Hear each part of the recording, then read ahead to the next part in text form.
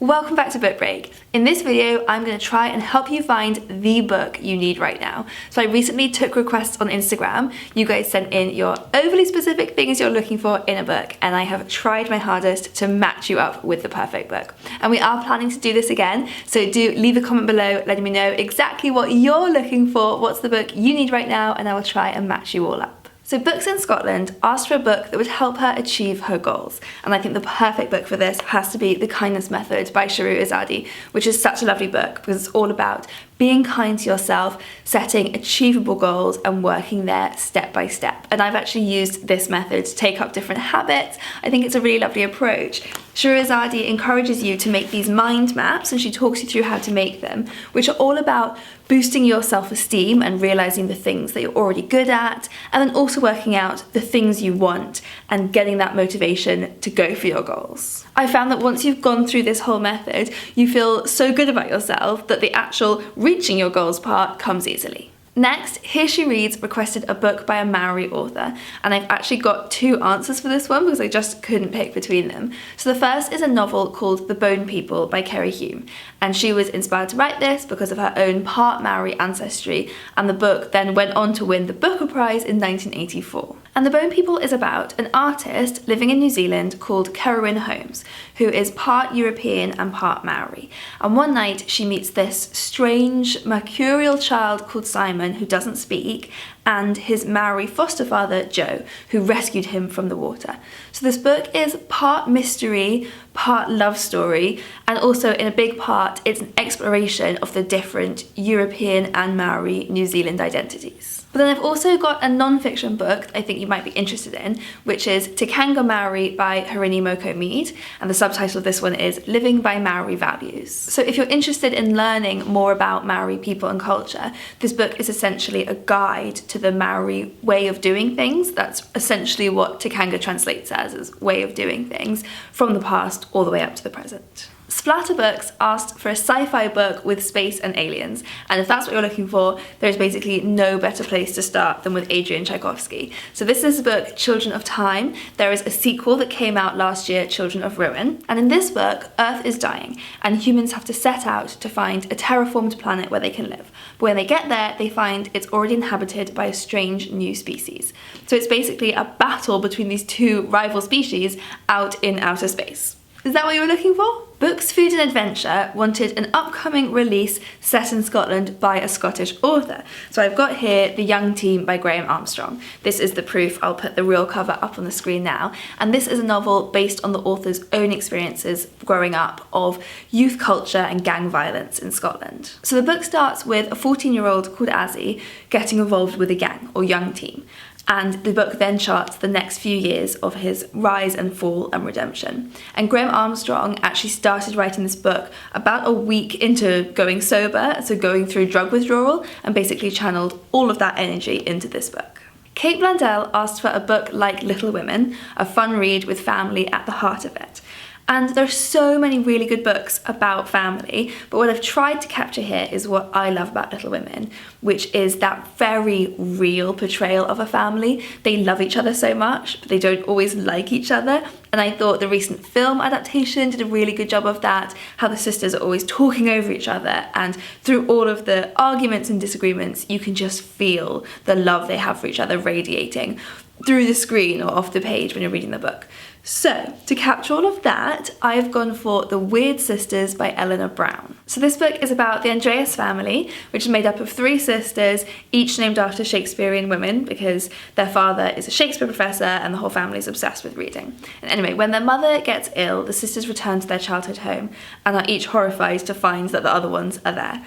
But the book is all about the power of books and also of sisterhood and of home and the places we decide to call home. So I think that ticks all the boxes. Evelyn G wanted to read about a character who has to travel to discover her family origins, and she wants it to span countries and continents. So again, I've got two options here because they're both just too good not to mention. The first is the most literal interpretation of what you've asked for, and that is The Seven Sisters by Lucinda Riley. And this is a series, so if you like this one, you're set for a while. So in this book, a family of sisters return to their childhood home in Geneva after the death of their beloved adoptive father. And then each sister is handed a clue to their true heritage. So in this first book, we follow one of the sisters, Maya.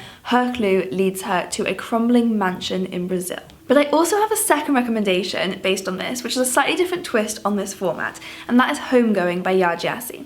So this one starts with two half-sisters living in 18th century Ghana, but living very different lives. One of them is sold into slavery and one of them becomes a slave trader's wife. And then in each chapter we go down a generation and see just quite how differently the two strands of the same family turn out, all the way up until we meet their present-day descendants who are wondering where their family comes from. So it's slightly different. It's not about following one person traveling, but it does span countries and continents, and it's all about family origins. It's absolutely brilliant. Now, Heather Dew wanted to read a book like The Familiars.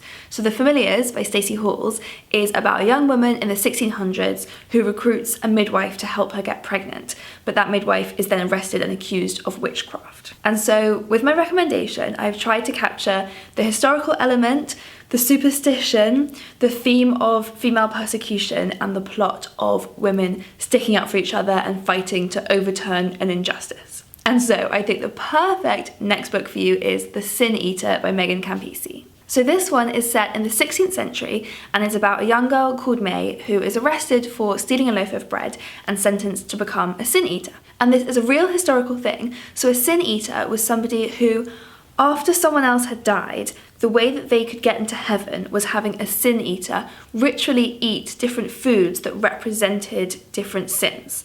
And then the sin eater took on the burden of those sins and the original person was then free to get into heaven. But then one day, a deer heart is placed on the coffin of a royal governess who had never confessed to that particular and terrible sin that that food represents. And so the sin eater refuses to eat it and is tortured and killed. And so it falls to May to avenge the death of the sin eater by working out who placed the deer heart on the coffin and why. And then Heather Dew and Jade Poppy both asked for a book like The Seven Husbands of Evelyn Hugo. And again, I've got two answers here. So The Seven Husbands of Evelyn Hugo by Taylor Jenkins Reid is about a young journalist who is recruited to write the autobiography of this very reclusive, very famous film star. And she can't work out why she's been specifically chosen.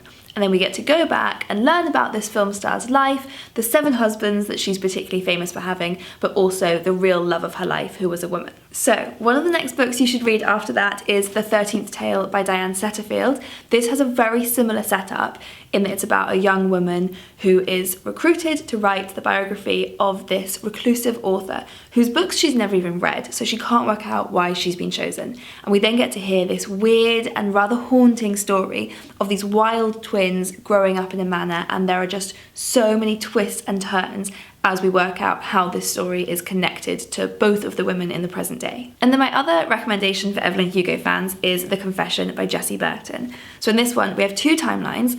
In the present day, we have Rose, who is determined to track down what happened to her mother who disappeared when she was a baby. And all she knows is that the last person to have seen her mother was the reclusive novelist Connie Holden. And so Rose tricks her way into getting a job for Connie to try and find out more.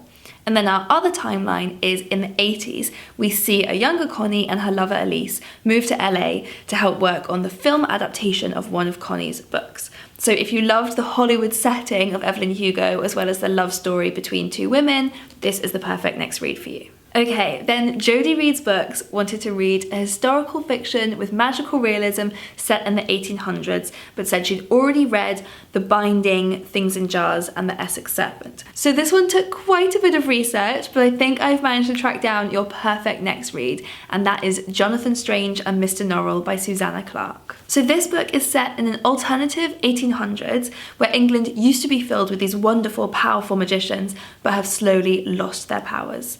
Except for two, Jonathan Strange and Mr. Norrell, who have managed to regain the old magic, but have very different ideas of how it should be used. So it's quite an epic story involving wars and kings, and this just really wonderfully thought out vision of a different historical England. Robert Pisani wanted to read a book like Extremely Loud and Incredibly Close by Jonathan Safran Foer.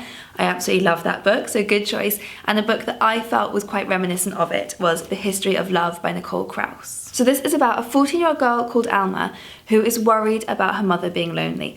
Her mother is coping with the death of her husband and has thrown herself into her work as a translator, this time translating a manuscript that was mysteriously sent to her.